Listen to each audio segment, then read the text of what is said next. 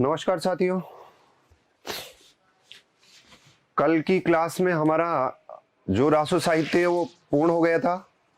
आज हम बात करने वाले हैं लौकिक साहित्य की। तो देखिए थोड़ा लेट हो गई, जल्दी आप भी फुर्ती रखिए।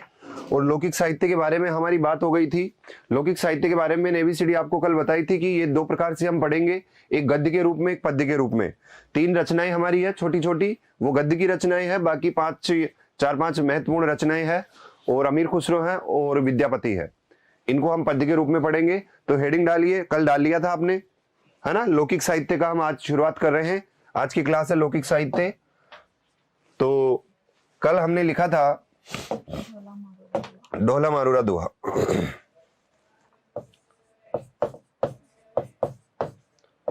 लौकिक साहित्य,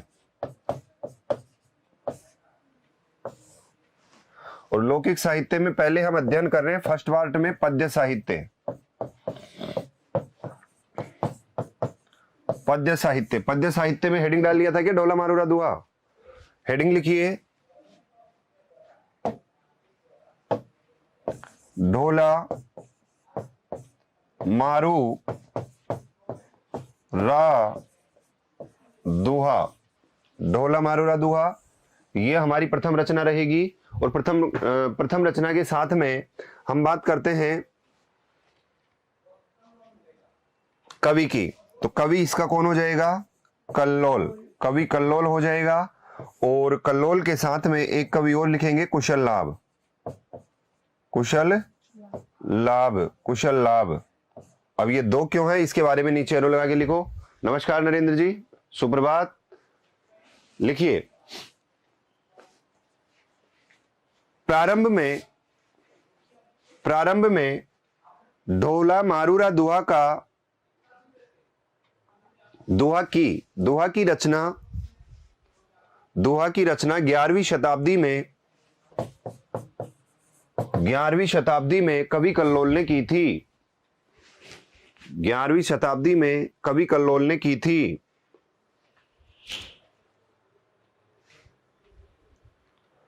बाद में जैन कवि कुशल लाभ ने 1473 ईस्वी के आसपास, बाद में जैन कवि कुशल लाभ ने 1473 ईस्वी के आसपास इसमें और पद जोड़ दिए।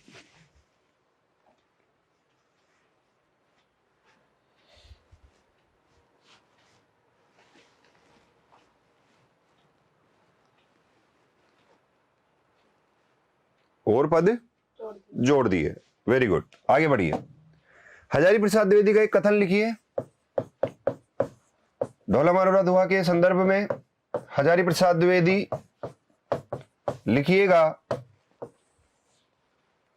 ढोला मारूरा दोहा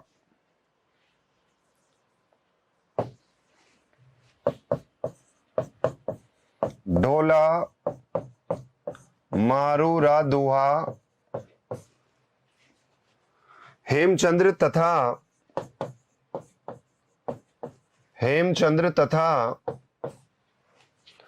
बिहारी के दोहों के बीच की कड़ी है। ढोला मारूरा दोहा हेमचंद्र तथा बिहारी के दोहों के बीच की कड़ी है। ये कथन किसका है? हजारी प्रसाद द्विवेदी का, है ना। हेमचंद्र जो कवि था जैन साहित्य में, उस हेमचंद्र और जो बिहारी रीतिकालीन, दोनों ने दोहे लिखे और दोनों के दोहों के बीच की कड़ी किसको माना हजारी प्रसाद द्विवेदी ने? ढोला मारूरा दोहा को। आगे चलिए, एरो लगा के लिखो या फिर आगे से ले लेते हैं। लिखो, इस रचना में प्रेमी जीवन के नाना घात प्रतिघातों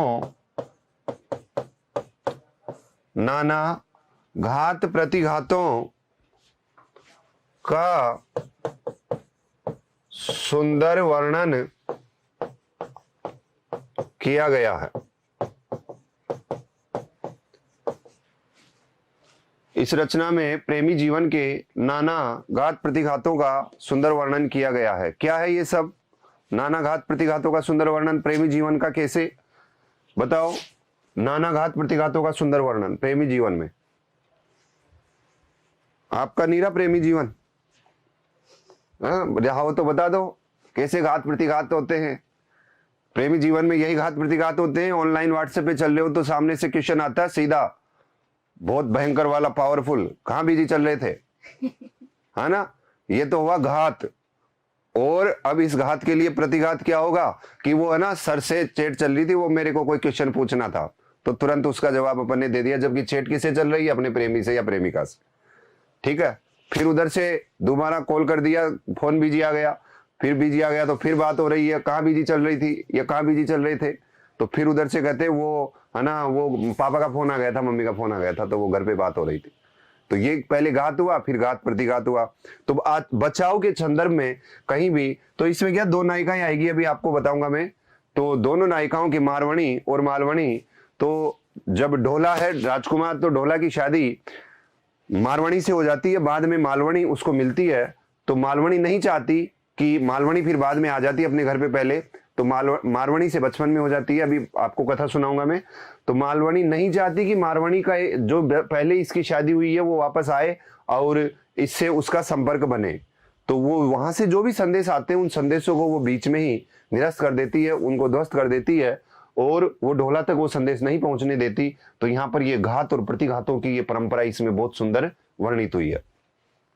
आगे लिखिए। बीकानेर क्षेत्र में एक पद प्रचलित है, और पद को लिखेंगे आप, सोरठियो दूहो बलो, सोरठियो दूहो बलो, भली मरवण री बात, भली मरवण री बात, सोरठियो दूहो बलो, भली मरवण री बात, जोबन छाई धन भली, जोबन छाई धन भली, तारा छाई रात, तारा छाई रात। ये पद है जो ढोला मारू दुहा को संकेत करता है और बड़ा महत्वपूर्ण पद है, याद रखेंगे आप।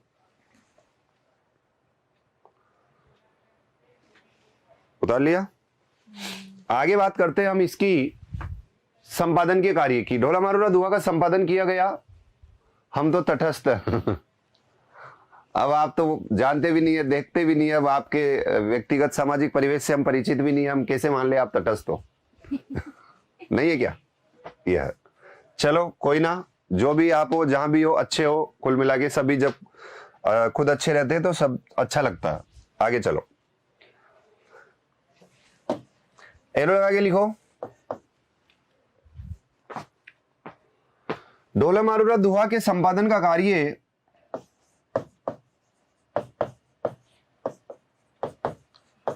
ढोला मारूरा दुहा के संपादन का कार्य 1934 में 1934 में नागरी प्रचारणी सभा काशी, नागरी प्रचारणी सभा काशी के द्वारा किया गया,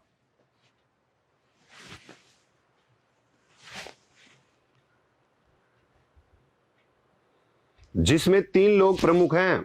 नागरी प्रचारणी सभा काशी के द्वारा किया गया, जिसमें कितने लोग प्रमुख हैं? 3 लोग। तीनों लोगों के नाम लिखो। सूर्यकरण पारीक,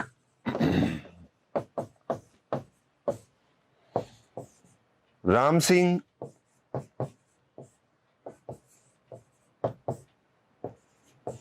और नरोत्तम स्वामी। इन तीनों ने मिलकर के नागरी प्रचारणी सभा काशी से 1934 में ढोला मारूरा दुहा के संपादन का कार्य किया। सूर्यकरण पारीक, राम सिंह और नरोत्तम स्वामी, तीनों का नाम याद रखिएगा। सूर्यकरण पारीक, राम सिंह और नरोत्तम स्वामी।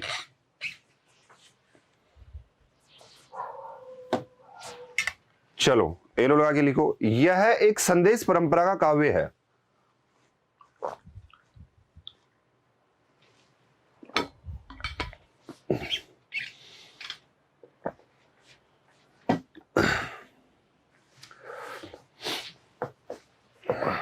यह एक संदेश परंपरा का काव्य है। लिखा। अगला एरो लिखो, इसका मूल रूप दोहों में मिलता है। इसका मूल रूप कैसे मिलता है? दोहों में मिलता है, दोहों में।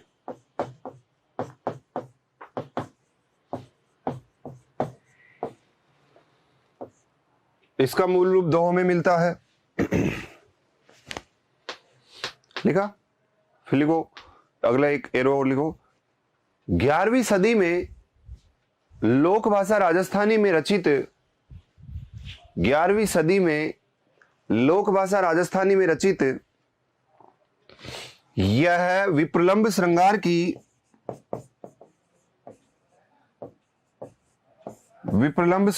की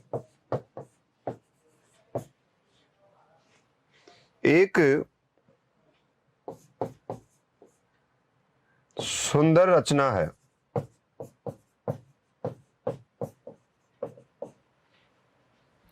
विप्रलंब वियोग श्रृंगार को ही कहते हैं, पता होगा, है ना? जानते हो ना? काव्य शास्त्र में पढ़ेंगे पूरा ढंग से। अब बात करते हैं इसके कलाकारों की, है ना? कलाकार मतलब नायक नायिकाओं की। तो नायक और नायिका। नायक कौन है? ढोला। और नायिका कौन है? मारवाणी। यहां पे लिखो नायिका और मालवणी, यहां पे लिखो सहनायिका।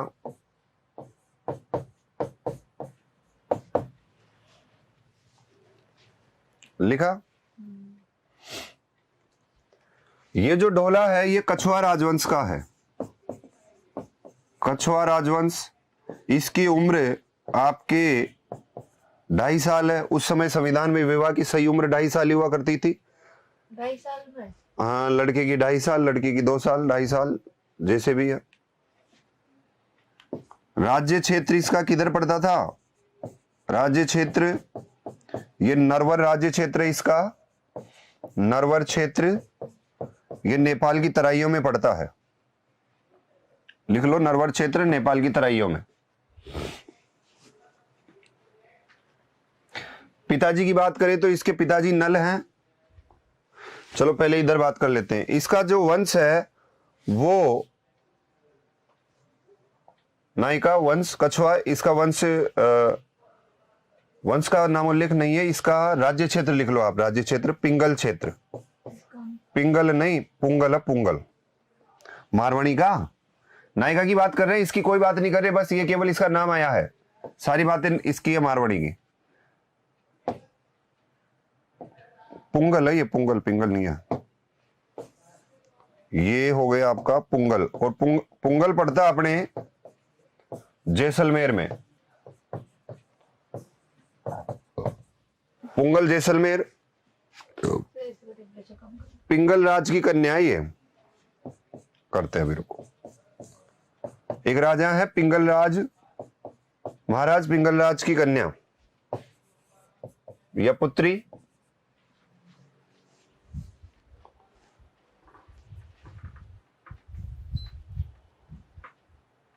ज्यादा करूं ना, सर्दी लग रही है ना। 27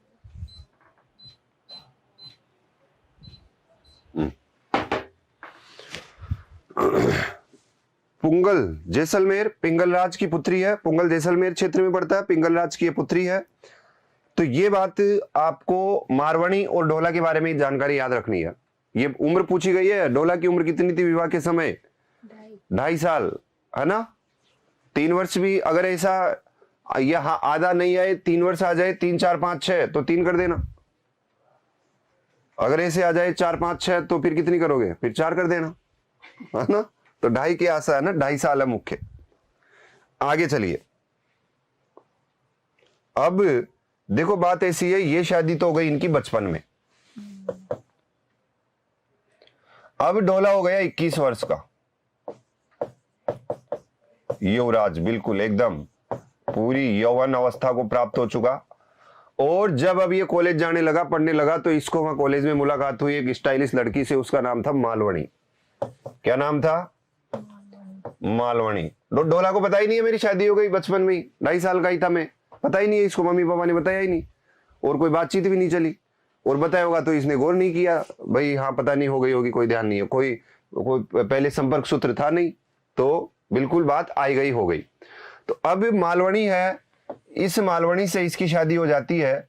और ये 21 वर्ष, मतलब ये तो मैं लिख रहा हूं, ये कोई उल्लेखित वर्ष नहीं है, लेकिन आप ये समझते हो कि ये जो 21-18 वर्ष का मामला, ये पूरे यौवन अवस्था में इनकी शादी हुई है। ठीक है, ये वर्ष, वो वर्ष तो नाम उल्लेखित है, ये तो मैं वैसे लिख रहा हूं। ऐसे इसलिए लिख रहा हूं कि अब ढोला जब बड़ा हो गया, जवान हो गया, है ना, तो अब जवान होने के बाद उसकी शादी किससे होती है? मालवणी से। और ये जो मालवणी है, ये मालवणी है मालवा क्षेत्र, मालवा क्षेत्र की है। राजमती थी ना, राजमती के गांव की है, मालवा क्षेत्र की, उस साइड की है ना। राजमती भी तो मालवा की थी।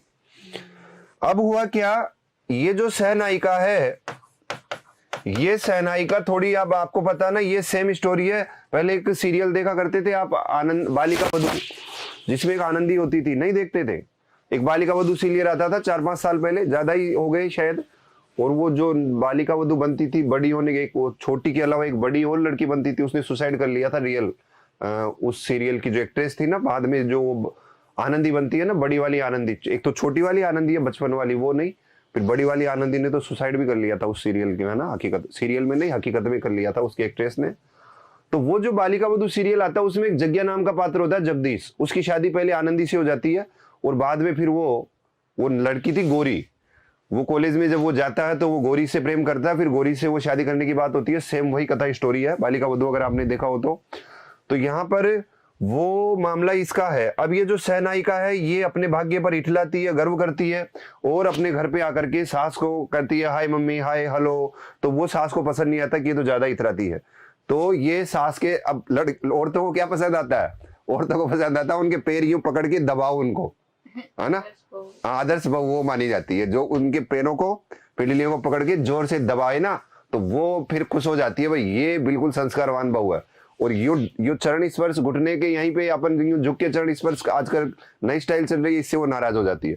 तो ये कुछ ऐसी थी, तो ये उसके सास के चरण स्पर्श नहीं करी, और सास के जब चरण स्पर्श नहीं करी तो उसने कहा कि देख, मेरे एक और बहू है, वो बड़ी संस्कारवान है, मैं उसको अब तो बुला ही मानूंगी, बहुत दिन हो गए, तो वो तेरे को सब कुछ सिखा देगी। तो इस तरह उसके थोड़ी सी ईर्ष्या, डहाभाव आ गया, ईर्ष्या आ गई, तो उसने भी चाहा, जो ढोला की जो माँ थी, उसने भी उसे संदेश देना चाहा। उधर से क्या हो रहा था कि जो मारवाणी है, उस मारवाणी के घर पर संदेश भेजने की परंपरा शुरू की गई कि भाई मारवाणी खुद भी भेजती थी कि भाई संदेश भेजे ढोला। अब इनका जो गोणा बोलते हैं अपन राजस्थानी संस्कृति में कि गोणा किया जाएगा, तो गोणा के संदर्भ में वो कई मैसेज भेजे, कई संदेश भेजे।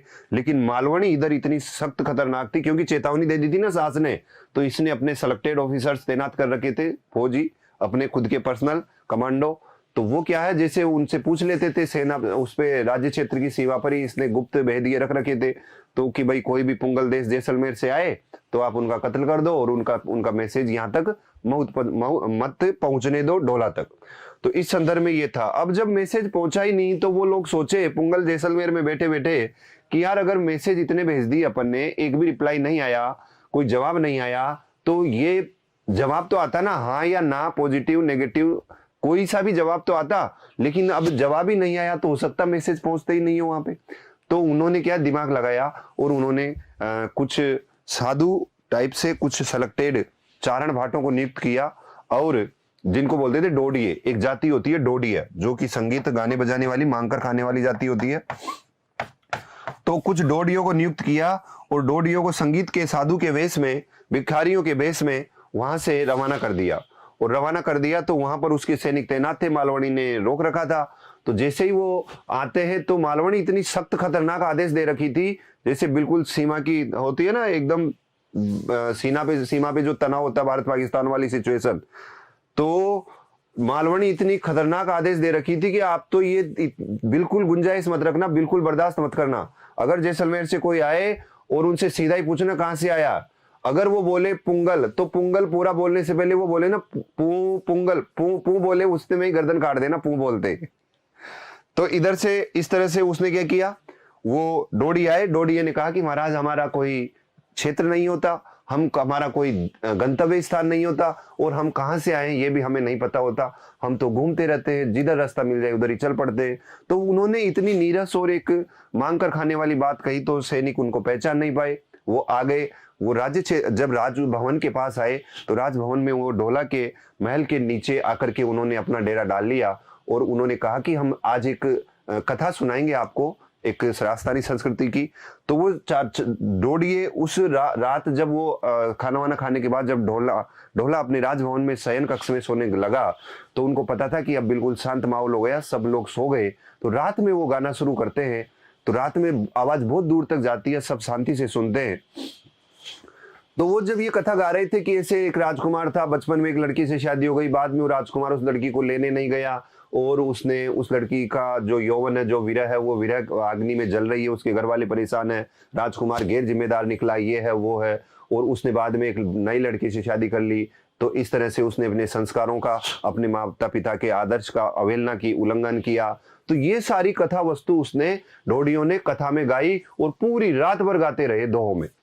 जब पूरी रात भर गाते रहे तो उधर ढोला के कानों में जब ये एक दो दोहे पढ़े सुने तो ढोला को थोड़ा इंटरेस्ट आने लगा कि यार ये क्या गा रहे हैं, ये कोई कथा बता रहे। तो सुबह ढोला पूरी रात उनको सुनता रहा।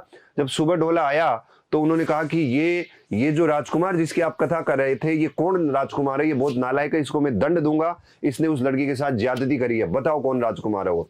तो वो आकर के तुरंत वो कहे कि महाराज वो राजकुमार आप पियो, और वो जो अभागी राजकुमारी है वो हमारी राजकुमारी है, और हमारे राजकुमारी ने बहुत संदेश भेजे लेकिन वो संदेश आप तक पहुंच नहीं पाए, और आप हमारा जो राजा है, हमारी जो राजकुमारी है, आपको आमंत्रित करते हैं, आप चलिए। तो वो तुरंत तैयार हो जाता है और तीव्रगामी कराही पर सवार होकर के वो चल पड़ता है। किस पर सवार होता है वो? तीव्रगामी कराहे पर। तीव्रगामी कराहे क्या होती है? ये फरारी गाड़ी होती है ये BMW है ना, और कौन कौन सी आती है, फरारी स्पेशल सुपर गाड़ी होती है जो 1 सेकंड में 300 की स्पीड पकड़ लेती है रेगिस्तान में। ये तीव्रगामी कराहा होता ऊंट, ठीक है। तो तीव्रगामी कराहे पर सवार होकर के वो चल देता है, राजकुमारी को वहां से लाता है, गोना होता है, और जब रास्ते में ये आते हैं तो यहाँ पर जो रूढ़ियों का प्रयोग हुआ है, उन रूढ़ियों में आपने देखा होगा कि शिव पार्वती घूमने निकल जाते हैं। आपने दादी नानी से कहानियां सुनी होगी, कई कहानियों में शिव पार्वती घूमने आ जाते हैं, बीच बीच में कहानियों में सुना होगा आपने। और आपने ये भी सुना होगा कि पार्वती कहती है महाराज ये लफड़ा है, इसको सही करो जब भी आगे चलूंगी, नहीं तो नहीं चलूंगी। ऐसा आपने कहानियों में सुना होगा अपनी दादी नानी से। तो यहाँ पर जब ये तीव्रगामी कराहे पर सवार होते हैं तो रास्ते में ये डाकुओं के डर से जंगल से होकर के आते हैं, तो ये थक जाते हैं और ये एक घने वटवृक्ष की छाया में विश्राम करने रुक जाते हैं। तो वहां पर जो पीऊणा सर्प होते हैं वो जो मारवणी है, इसको मतलब इसकी सांसों में सांस मिला करके उनके क्या है वो विष प्रदान करते हैं, तो उससे वो मर जाती है, मौत हो जाती है। ढोला वहां पर रोता रहता है, उसके अंतिम संस्कार की तैयारी करता है। तो वहां पर शिव पार्वती घूमने निकलते हैं। रूढ़िवादी किंवदंतियों के अनुसार पार्वती कहती है महाराज इसको जिंदा करो, मैं तभी आगे बढ़ूंगी, नहीं तो नहीं बढ़ूंगी। तो शंकर भगवान कहते हैं ये तो पृथ्वी लोकम देवी, चलते रहो, लेकिन वो नहीं मानती। फिर वो जिंदा होते हैं शिव पार्वती की कृपा से, और जिंदा होकर के अपने घर आते हैं। इस प्रकार की ये प्रेम कथा इन दोहों के माध्यम से कही गई है, जो राजस्थानी साहित्य की एक अमूल्य धरोहर है। और इसी राजस्थानी साहित्य के अमूल्य धरोहर होने के नाते ये हिंदी साहित्य में भी स्थान पाए। तो इस तरह से इसमें ये सामान्य जानकारी है, ये तो मैंने आपको एक याद रखने के हिसाब से बताया। परीक्षा उपयोगी क्या चीजें बनती है वो आप लिखिए। क्या करें नरेंद्र जी? ढोला मारूरा दुआ आज भी पश्चिमी राजस्थान में संगीतोपजीवी जातियों से सुनी जा सकती है। बिल्कुल, आज भी ये कथा बिल्कुल जो चारण भाट होते हैं या वहाँ के जो गाने बजाने वाले जो संगीत वाली जो जातियां होती है उनसे ये लोक कथा मौखिक ही चलती है।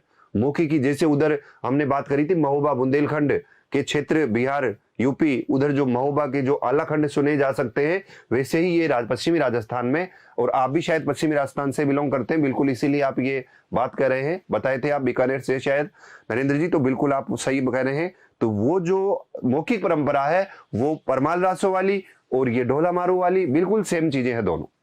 आगे चलिए।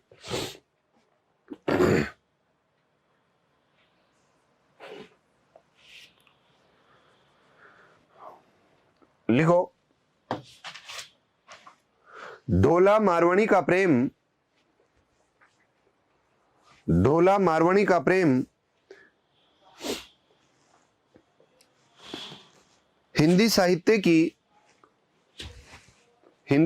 की एक आदर्श प्रेम कथा है। ढोला मारवाणी का प्रेम हिंदी साहित्य की एक आदर्श कथा है।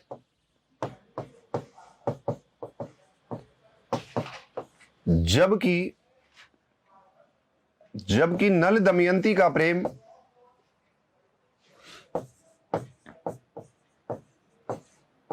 ये नल इसके पिता ही माने जाते हैं। जबकि नल दमयंती का प्रेम पूरे उत्तर भारत की आदर्श प्रेम कथा है। पूरे उत्तर भारत की आदर्श प्रेम कथा है।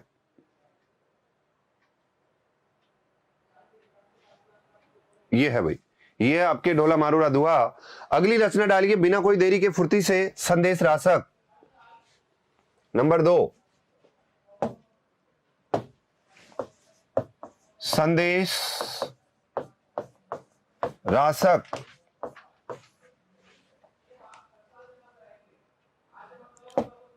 लिखो, इसके लेखक हैं अब्दुल रहमान। लेखक कौन है? अब्दुल रहमान। हजारी प्रसाद द्विवेदी इन्हीं को हिंदी का प्रथम कवि मानते हैं। लिखो, हजारी प्रसाद द्विवेदी के अनुसार हिंदी के प्रथम कवि, यहां और टेली कर लो, दोबारा रिपीट कर लो फुर्ती से।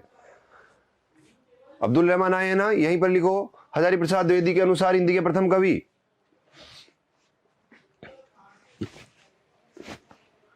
यह 11वीं 12वीं सदी की रचना मानी जाती है।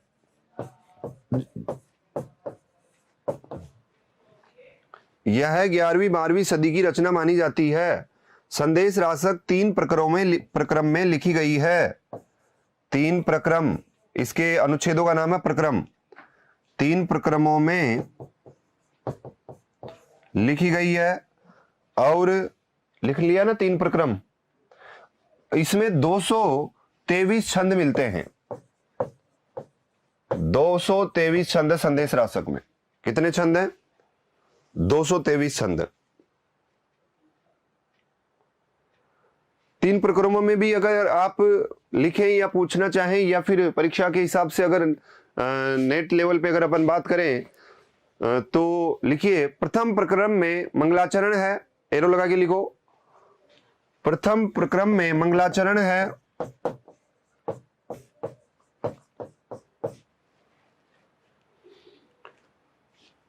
द्वितीय प्रक्रम में विरह वर्णन है।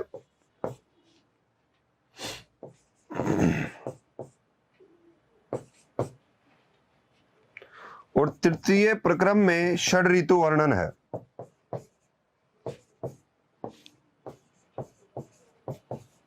तृतीय प्रक्रम में षड ऋतु वर्णन है।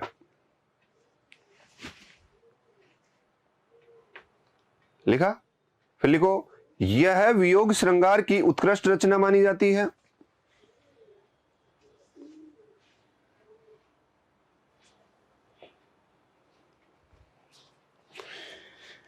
यह वियोग श्रृंगार की उत्कृष्ट रचना मानी जाती है। जो विजयनगर की प्रोषित पति का नायिका का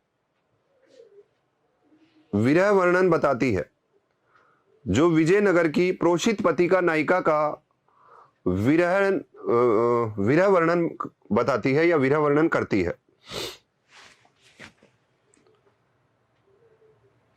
विजयनगर तो राज्य है, अगर बात करें गांव तो गांव विक्रमपुर आएगा ना, ब्रैकेट में विक्रमपुर लिख लीजिएगा। ये जो संदेश रासक की जो नायिका है ये विजयनगर के विक्रमपुर गांव की नायिका है, विजयनगर के विक्रमपुर गांव की नायिका है, विक्रमपुर गांव की नायिका है ना। ठीक है जी, प्रक्रम हो गया, नायिका का स्थान हो गया, छंद हो गए, लेखक हो गया, हजारी प्रसाद द्विवेदी का मत आ गया। अब लिखिए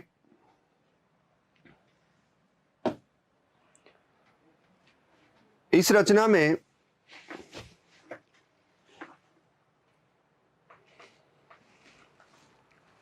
धर्म का प्रभाव नहीं हो पाया है, धर्म का प्रभाव नहीं दिखाई देता है, इस तरह लिख लो। इस रचना में धर्म का प्रभाव नहीं दिखाई देता है। अब मैं किस धर्म की बात कर रहा हूं, कौन से धर्म की बात कर रहा हूं, कहां की बात कर रहा हूं? क्योंकि लेखक कौन है? अब्दुल रहमान। जब लेखक अब्दुल रहमान है तो फिर इस्लाम धर्म का प्रभाव आना चाहिए ना इस पे, लेकिन बिल्कुल नहीं आया। लिखिए इस रचना में धर्म का कोई क्या लिखा? इस रचना में धर्म का कोई प्रभाव नहीं आया है, इसलिए इसे पहला धर्मेत्तर ग्रंथ कहा जा सकता है। इसलिए इसे पहला धर्मेत्तर यानी धर्म से इतर, धर्मेत्तर रास ग्रंथ कहा जा सकता है। हाँ, रास ग्रंथ लिख लो, कोई दिक्कत नहीं।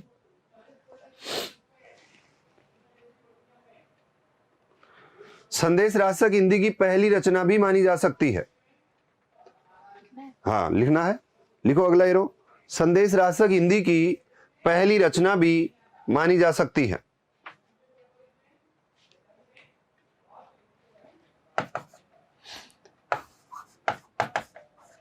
ये भी लिखो, अब्दुल रहमान हिंदी के पहले मुसलमान कवि हैं।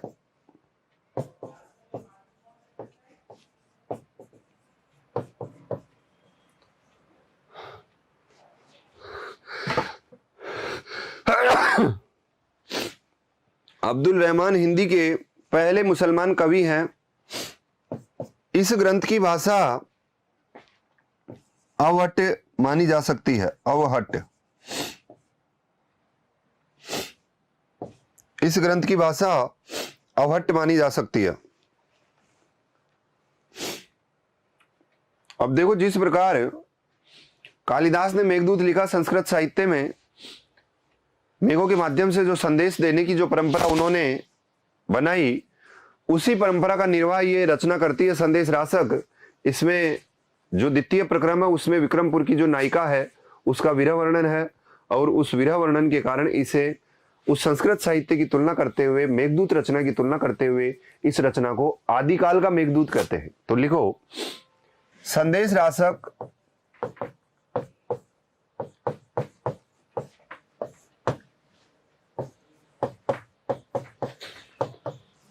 आदिकाल का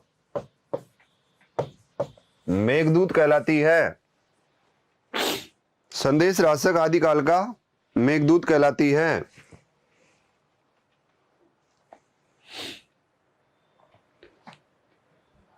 आदिकाल में यह पहली रचना है जिसमें श्रृंगार रस का वर्णन किया गया है, वियोग श्रृंगार हुआ है। तो आप ये भी लिख सकते हैं, आदिकाल में सर्वप्रथम श्रृंगार रस की धारा यहीं से उद्भूत मानी जाती है। आदिकाल में सर्वप्रथम श्रृंगार रस की धारा यहीं से प्रवाहित होती है। उद्भूत लिख दो, प्रवाहित लिख दो, एक ही बात।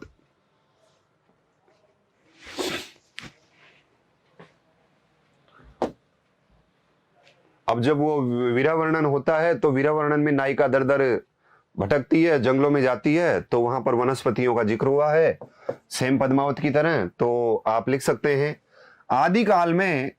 आदिकालीन इस रचना में आदिकालीन इस रचना में वनस्पतियों की लंबी सूची पाई जाती है। आदिकालीन इस रचना में वनस्पतियों की लंबी सूची पाई जाती है। लंबी सूची की बात आए तो पद्मावत में पकवानों की लंबी सूची है, और आपके जो हिंदी साहित्य का जो अधूरा इतिहास है डॉक्टर राम कुमार वर्मा का, उसमें संतों की लंबी सूची है ना। लंबी सूची की कई कई चीजें हैं, तो वो बीच बीच में जहां भी आएगी अपन नोट करते चलेंगे। तो अभी तो ये लिखो कि आदिकालीन इस रचना में वनस्पतियों की लंबी सूची पाई जाती है। अब लिखिए आगे।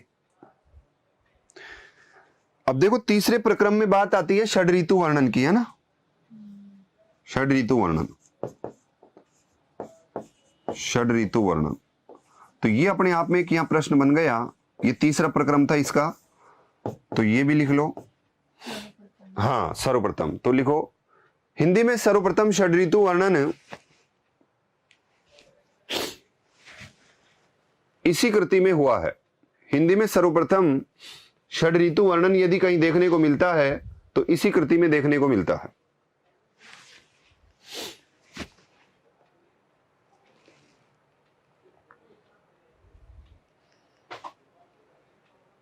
लिखा। तो ये बातें आपको ध्यान रखनी है कि हिंदी का सर्वप्रथम षड ऋतु वर्णन इसमें देखने को मिलता है, और ये जो संदेश रासक की जो नायिका है जिसका विरह वर्णन है, वो आदिकालीन वो संस्कृत साहित्य में जो रचना है मेघदूत, उस मेघदूत के विरह वर्णन से जब उसकी नायिका मेघों के माध्यम से संदेश भेजती अपने प्रियतम को, तो उसी परंपरा पर ये लिखा गया है। तो इसीलिए इसे आदिकाल का मेघदूत कहते हैं। वनस्पतियों की लंबी सूची है। वनस्पतियों की लंबी सूची के साथ में आप पद्मावत में भी ध्यान रखेंगे, पद्मावत में पकवानों की लंबी सूची है। जब महाराजा रतन सेन सियल द्वीप के बाजार में जब जाते हैं तो वहां पर अनेक प्रकार की, जैसे मेले में आप जाते हो तो मिठाइयों की दुकानें होती है, तो उस प्रकार मिठाइयों की दुकानों का वर्णन है। और आपके डॉक्टर राम कुमार वर्मा का जो अधूरा साहित्य हिंदी साहित्य का आलोचनात्मक इतिहास, उस हिंदी साहित्य का आलोचनात्मक इतिहास में संतों की लंबी सूची है। तो ये जो तुलनात्मक तथ्य आते हैं इनको नोट करते चलो। और ये है आपके आदिकालीन रचना जिसका नाम है संदेश रासक। एक बात आप याद रखिएगा, देखो पद्मावत में जो जायसी ने जो परंपरा निभाई है, या पद्मावत की नायिका, पद्मावत लिखा गया कब लिखा गया? 1540 में। पद्मावत कब लिखा गया? 1540 में। और संदेश रासक अभी मैंने आपको बताया कब की रचना है? 11वीं 12वीं सदी की। संदेश रासक 11वीं 12वीं सदी की है ना, तो 11वीं 12वीं सदी की रचना है। तो इस रचना को कहीं ना कहीं पद्मावत में जायसी महाराज ने, जायसी महोदय ने पढ़ लिया होगा। तो जो पद्मावत की नायिका है नागमती, नागमती का जो विरह वर्णन है, उस नागमती का विरह वर्णन सेम टू सेम संदेश रासक की जो नायिका है उसके बिल्कुल पास है। ऐसा लगता है जो संदेश रासक में जो नायिका की स्थिति होती है और जो विरह वर्णन वहां देखने को मिलता है, ठीक वैसी की वैसी नायिका वहां मिलती है पद्मावत की नागमती।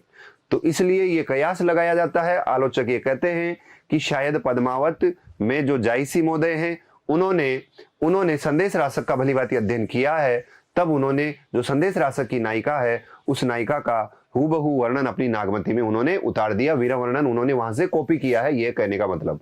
तो लिख लो आप चाहो तो एक लाइन संदेश, ये लिखो नोट लगा के, पद्मावत में नागमती वियोग खंड में, पद्मावत में नागमती वियोग खंड में संदेश रासक का प्रभाव देखा जा सकता है। पद्मावत में नागमती वियोग खंड में संदेश रासक का प्रभाव देखा जा सकता है।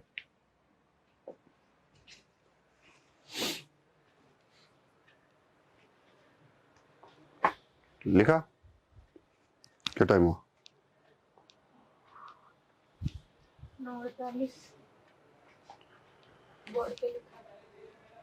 अच्छा ठीक है,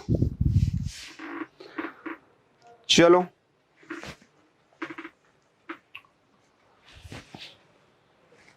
अगली रचना लिखो।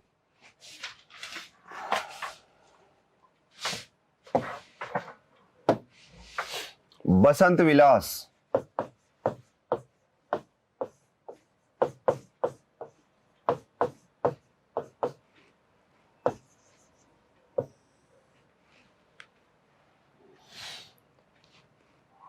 लिखो, इसके लेखक अज्ञात हैं, नाम नहीं है, ये उनका पता नहीं है लेखक का कौन है।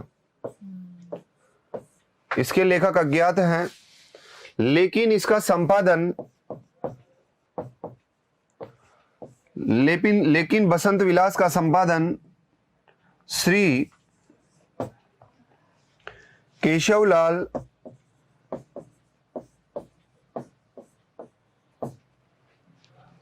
हर्षद राय ध्रुव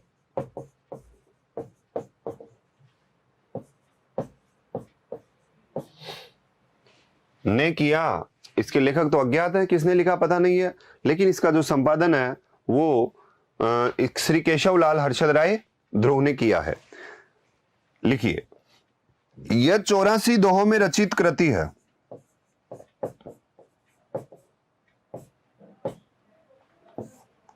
चौरासी दोहों में रचित कृति है। इस कृति में, अगला एरो, इस कृति में बसंत ऋतु का नारी पर जो जबरदस्त प्रभाव होता है,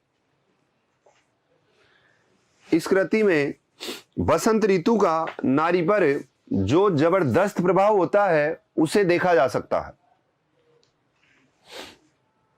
बसंत ऋतु का प्रभाव आप लिख सकते हैं, बसंत ऋतु का नारी पर प्रभाव, नारी पर प्रभाव। ठीक है, एक कथन लिखो।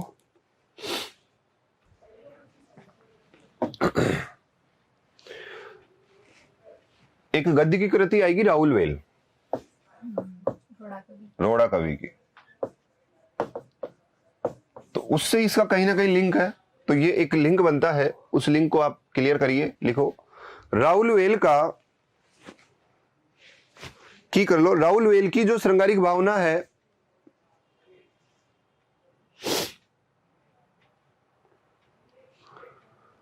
राहुल वेल की जो श्रृंगारिक भावना है उसका उच्च रूप बसंत विलास में देखा जाता है, उसका उच्च रूप बसंत विलास में देखा जाता है, जबकि उच्चतम रूप बिहारी के दोहों में, जबकि उच्चतम रूप बिहारी के दोहों में। ठीक है, आगे चलिए। नहीं समझे इसकी बात को, समझाऊं? अरे स्टार्टिंग जो बीजारोपण है नारी के श्रृंगारिक भावना का या नारी पर प्रभाव का, श्रृंगार का, वो राहुल वेल के रोड़ा कवि ने जो है उसमें उन्होंने थोड़ा सा दिखाया। उसका बेस्ट अपडेट वर्जन उसका कहां मिलेगा फिर?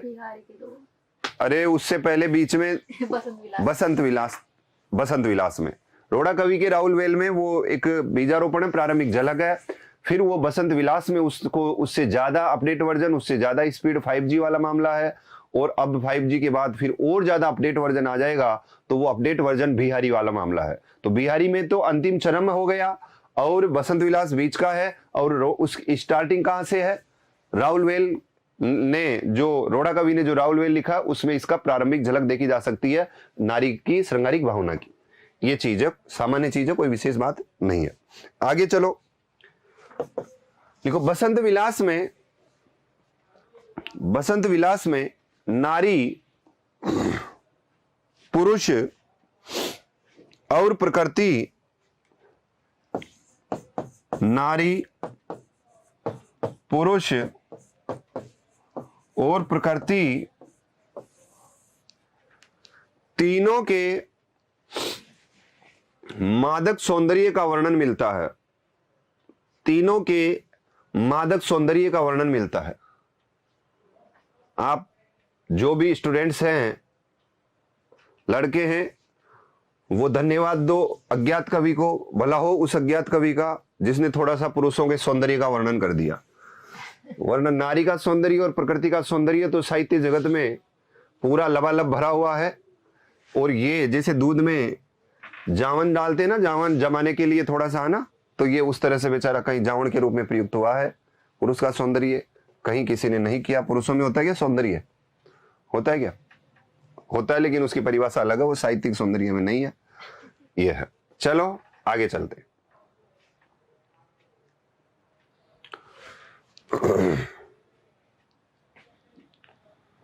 पुरुष का सौंदर्य छिपा होता है उसके पुरुषार्थ में, उसकी कर्तव्य निष्ठा में, उसकी पारिवारिक जिम्मेदारी में और इसकी बेदाग जिंदगी में। यही पुरुष का सौंदर्य होता है। एक आलोचक है माता प्रसाद गुप्त, उनका एक कथन लिख लो। माता प्रसाद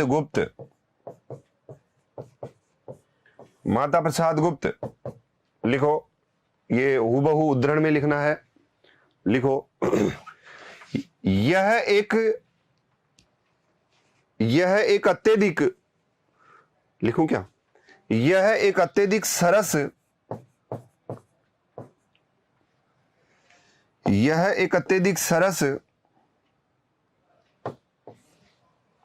साहित्यिक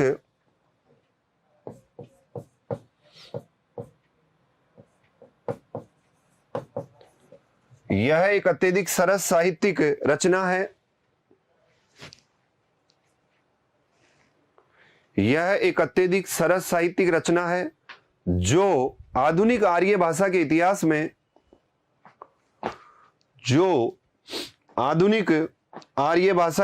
में बेजोड़ है ना? बेजोड़ वगैरह शब्द याद रख लेना। सरस साहित्यिक रचना है जो आधुनिक आर्य भाषा के इतिहास में बेजोड़ है। ठीक है। इस तरह का वर्णन मिलता है किसमें?